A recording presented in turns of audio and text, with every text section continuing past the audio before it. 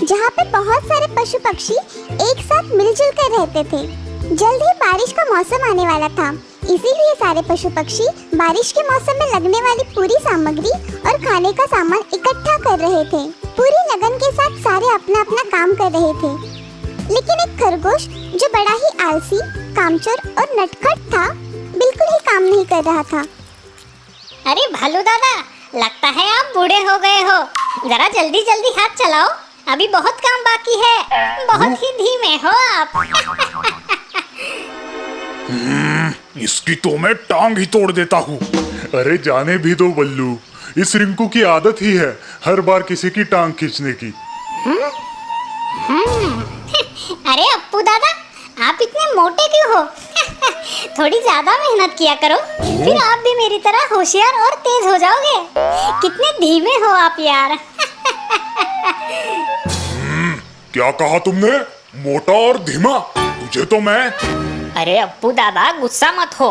ये तो बदमाश है, खुद काम करेगा नहीं और दूसरों को भी नहीं करने देगा।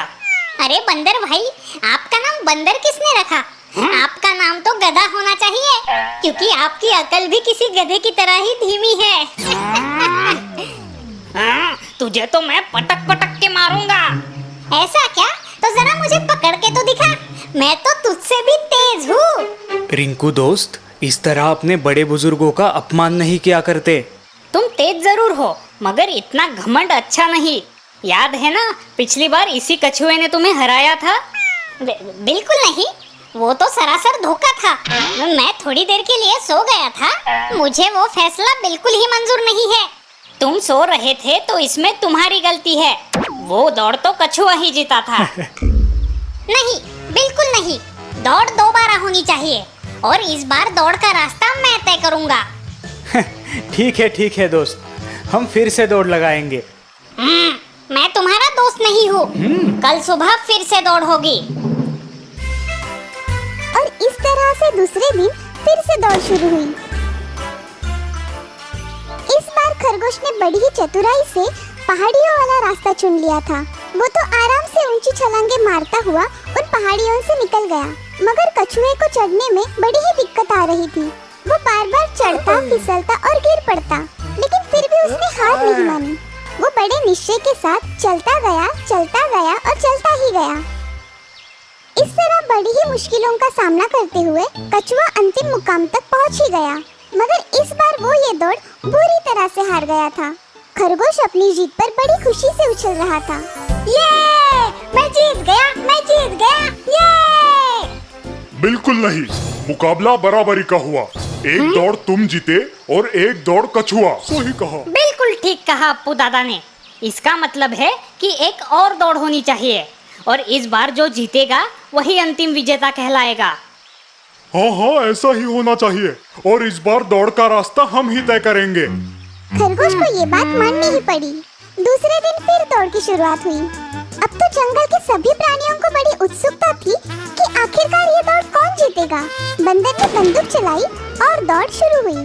इस बार खरगोश ने कोई गलती नहीं की और वो तेजी से दौड़ता हुआ आगे चला गया, मगर थोड़ी दूर जाते ही एक बड़ी सी नदी ने उसका रास्ता रोक लिया। अरे, अब इस नदी को कैसे पार करूं? खरगोश ये सोच ही रहा था कि तभी कछुआ वहाँ आ पहुँचा। क्या हुआ दोस्त, तुम रुक क्यों गए? मुझे तैरना नहीं आता, मैं इस नदी को पार कैसे करूं? बस इतनी सी बात। घबराओ मत दोस्त, तुम मेरी पीठ पर बैठ जाओ, मैं तुम्हें नदी के पार ले जाऊंगा। और इस तरह से नेकदिल कछुए ने खरगोश को अपनी पीठ पर बिठाया और अपनी ही धुन में गाना गाते हुए वो नदी पार करने लगा। एकला चलो एकला चलो एकला चलो एकला चलो रे, যদি তোরে দক্ষিণে কেউ না আসে তবে একলা চলো রে, যদি তোরে দক্ষিণে কেউ না আসে তবে একলা চলো রে। मैं कितना बुरा हूँ।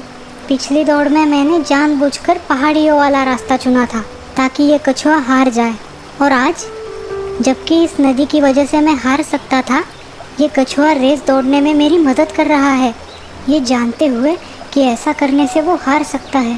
खरगोश को अपनी गलती का एहसास हुआ।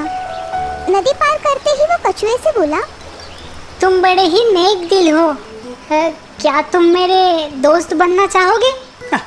मैं तो पहले से ही तुम्हारा दोस्त था, बस तुम ही इनकार कर रहे थे। दोनों ही हंसने लगते हैं और एक दूसरे से गले मिलते हैं। क्यों ना ये दौड़ हम दोनों साथ ही में जीते?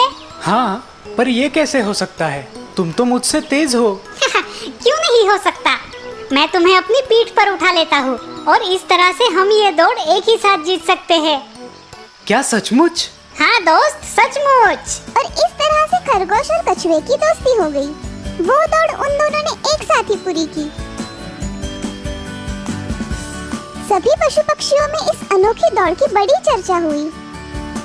उस दिन से खरगोश ने दूसरों को ताने मारना छोड़ दिया और वो सभी प्राणियों के साथ मिलजुल के रहने लगा।